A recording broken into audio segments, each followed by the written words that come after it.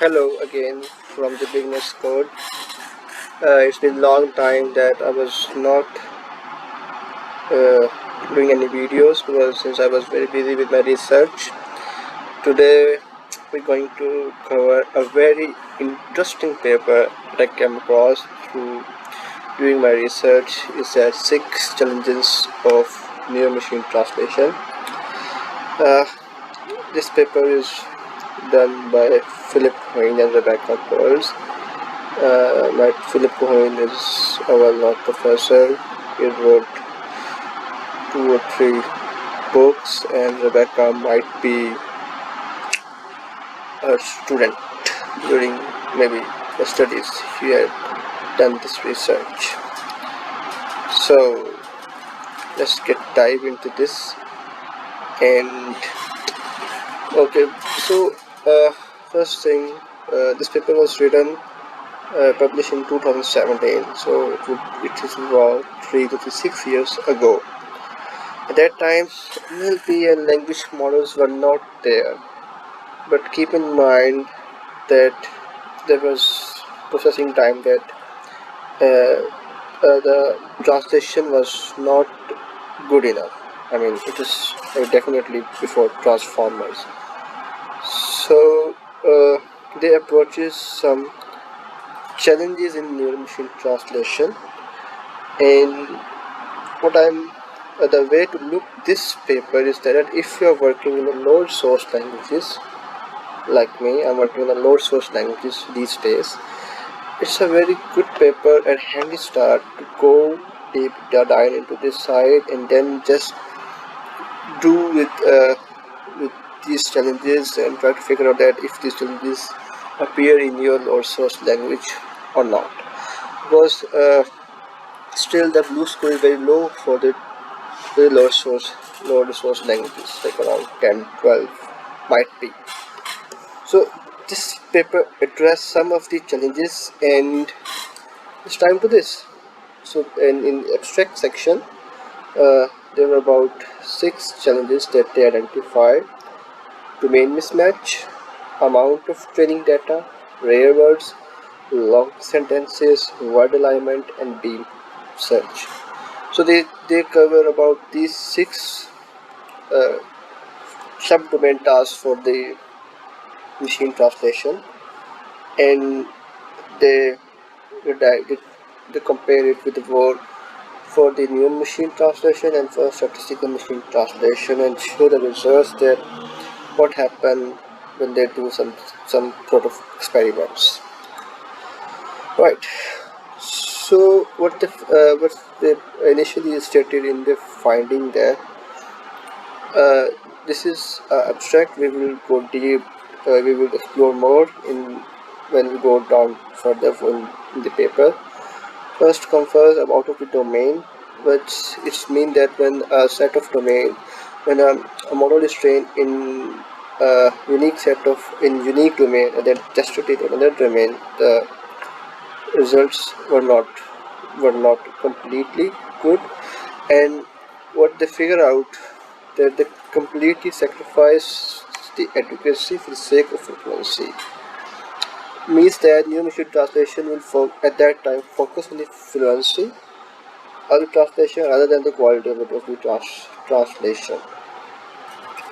Uh, I mean, they would not prefer meaning, instead they would focus with the fluency. Second, it's it's a thing that steeper learning curve respect the amount of training data, and worse quality that if the amount of data it go would be like slow. Since once the amount of data is high enough, that perform well. Well, that makes sense. New machine system operates server frequency of the volume. Well, less even if the word is not occur twice, or if the word was not more than a threshold in the corpus, they would have don't perform well because they go with the byte pair encoding. So the byte pair encoding is a type of algorithm which use tokenization process. It primarily employed subword tokenization, which involves breaking down words into smaller subword units and then process go until it's formed bytes. Okay, so NMT have low traffic quality and very long sentences at that time. We are talking about 2016 to 17, and but to better, but when they have 60 words, they have good translation. The attention, I think that SMT outperform in the American translation. Attention model does not fulfill the role model alignment model, but may in fact dramatically diverge. Attention model does not fulfill the role, but does not perform well in the model alignment. Model alignment is a form when it's a very crucial in the machine translation, in which you have the target sentence as source test, and we will look it down. Now, beam search is well known decoding problems. At most, you have uh, search area, go with the probability, and then find the better word for specific translation. And they also did examine a seventh challenge, decide on specific word choice recording, but of course it was so deep in the real world values. Now, what was in the experimental setup? They take the dataset from WMT and Opus. Opus is a very helpful dataset, I must say. So, right, and they have two models: new machine translation with this setting and setting machine translation with this setting. You can have a look around this. Uh, the point for this paper is that we will focus on domain challenges, challenges of this domain, and what was the result, and yet these challenges can be replicated and can be found deeper in the lower source languages of your own country. Okay, and still a lot of work has to be done in machine translation. It is very daunting. So as let's go to this was data. The data was composed for the I mean there is something here where yes. So this was a corpus. The log corpus, the medical, the IT, the Quran, the subtitles, it is the amount of words, sentences, MWS. So all data they have trained 1, 2, 3, 4, 5, 6, 5 all data trained on a single system. One system is trained on the all data, all of data. One system is trained on this just raw data. You imagine that there's a one model was trained on the raw data, one model was trained on the medical data, another model was trained on IT, similarly with Quran and subtitles, and then there was a model which is trained on all of these data. And then what happens that uh, they tested each model domain, specific domain, on other domains. For instance, the law domain data was trained on this law corpus. The blue square of the law with respect to the law test set was 31.5, but once the law data was tested on the medical data, it shows these results. You can see the results were declined so massively, right? Here the street curves like this, right? If the domains are same, the blue score is high, but if the domain is mismatched, the blue score was low. So this was the finding of this challenge of of this domain mismatch. And second challenge was amount of training data. We well know that this okay, before going to this was the example. I'm not good at reading around what you say German, but the reference will look around you. So this was the result, which was translated into different things. But subtitles perform very well.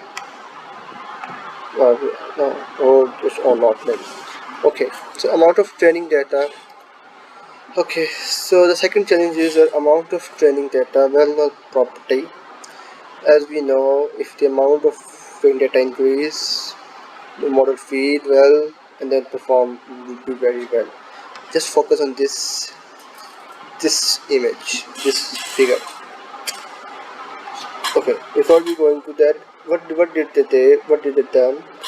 They take the data and then split the data into different parts. Okay, it started with 1024, 152, and then half, and then data, all of the data, right? 1024 means there's less amount of data, 152 then added more data, and then gradually increased the data until they have the all data, and then they reported a blue score, right? So here, if you can see that blue score of 1.6 versus 16.4 for 1024 data. When the amount of data was less, the blue score was for 1.6 for near machine translation and 16.4 setting machine translation. And setting machine translation 25.40, 24.6, and so once the data is very low, the blue score for near machine translation you can say 1.6, it has 16.4. 7.4 to data size increase, the blue score increase for the same translation a little bit, but it has increased, let's say, more than double, and then double, and then double. And once we have all of the data, the new machine translation result was 31.1, but static machine translation was still 30.4, which means that if we have less amount of data, we would not expect neural machine translation to perform well, but SMT would perform better at that time. So for we can also go and look around these things as well. Well, and you can see that the original sources are the Republican strategy of the counter for re-election of Obama. What it done? It was German and translation. It was not really close to that. But still, if you translate this thing into English, it would be much likely with the same, which the source it does. Okay. This was a point. New translation is able to exploit increasing amount of training data more effectively. It is able to get off the ground with training up to a few million words or less. Again, it mean that NMT new translation needs a lot of data, which we can see currently happening while seeing the GPT and all of that stuff. I think we are heading towards plateau. Once we have a lot of data, then what will be happening? I imagine. Okay. Conventional rare words. So, what did the results? What happens then when there is a rare words in the translation or there's no the if the corpus if the machine didn't see these words. Okay.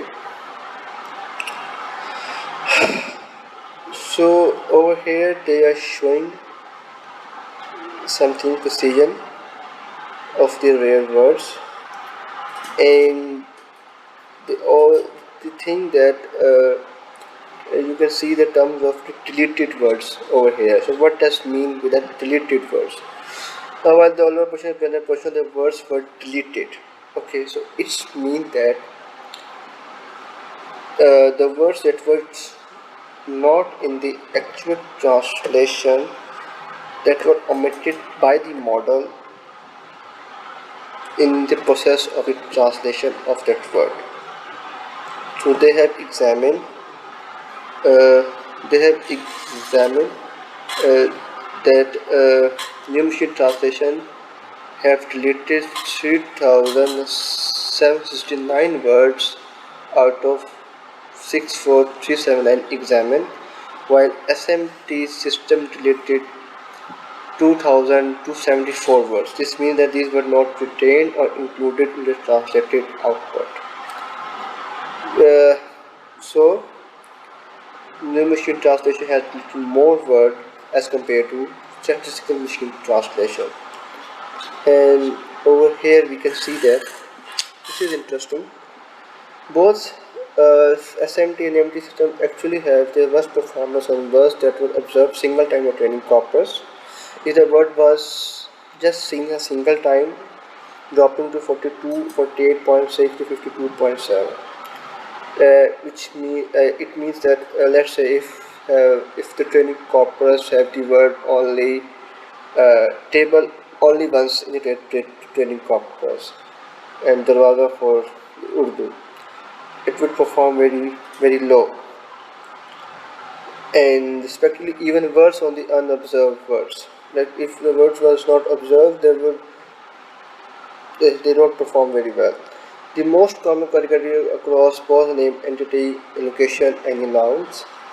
And the study have also access to stream amount of the words, which also play a significant role in the byte encoding. The SMT translation perform have the stem of the words, which is similar to byte encodings, and successfully translate unobserved adjective, while in English translation has translated the unobserved word adjective.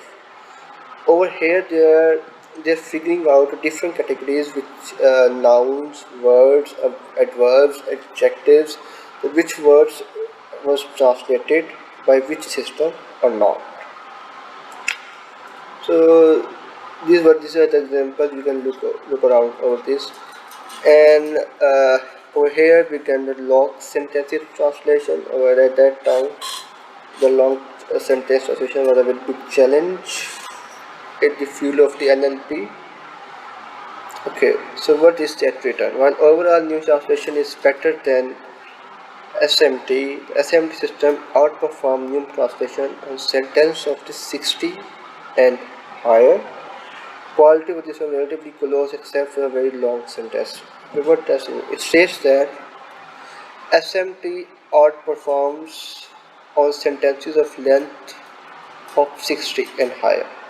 That SMT has a good results as compared to the new machine translation and the length of the 60 and higher. The quality of the NMT system is relatively close to the SMT system for most sentences except for the very low sentences with 80 tokens or not. Specifically, the quality of the new translation drops significantly for very long sentences, as it produced translations that are too short compared to reference translations. Okay, so what were they standing? The static translation performed very well for the long sentences, but as compared to a new machine translation, it drops because what did that happen at that time? For long sentences, new machine translation perform uh, gives only 2 to 3, 4 words, but the translation sentence shrinks. So that was the key. You can see over the blue score. If the 80 score, the sentence is 80, newer, dropped 31.3, 20.7 for the new. You can see there with the result 27.7 with the sentence is 80, but the SMT is go with a 33.9. Okay, so the next challenge is key attribution of the attention model. Tension model is basically is the is the thing which is capture the word alignment between the target sentence and the source sentence to do the translation. Over here we can see the word alignment for the translation, that it captures relationship between the source words and the target word.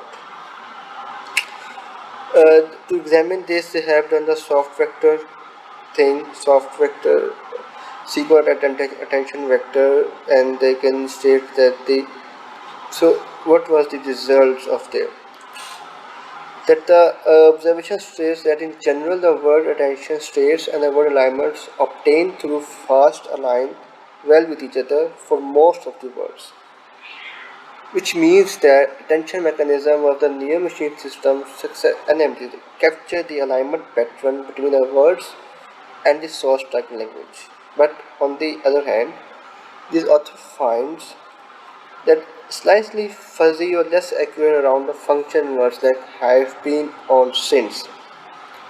Function words often serve grammatical or structure purpose in sentences to the content words.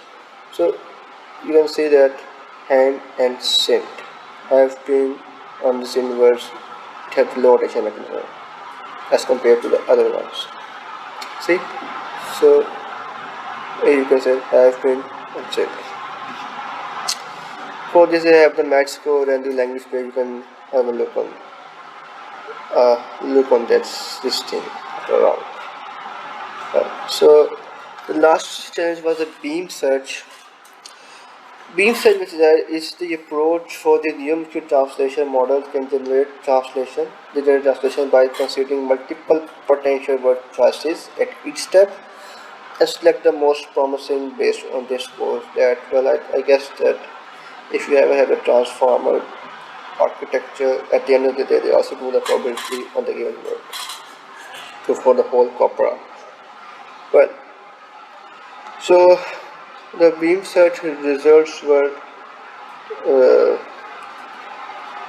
there, and you can see it has different beam size. When the beam size is, you can see that the beam size is increasing. The results are like this. They are dropping. So the outcome of this part was that if you have ironically, it is considered that the more you have the bigger beam search, you would be have the highest. You should have the better result in the blue score. But what happened that if we have the higher beam search, beam size, the results were dropping 49 for 1000, but as compared to 12, they were 30 or these sort of the results, blue score. So this was the outcome for this thing.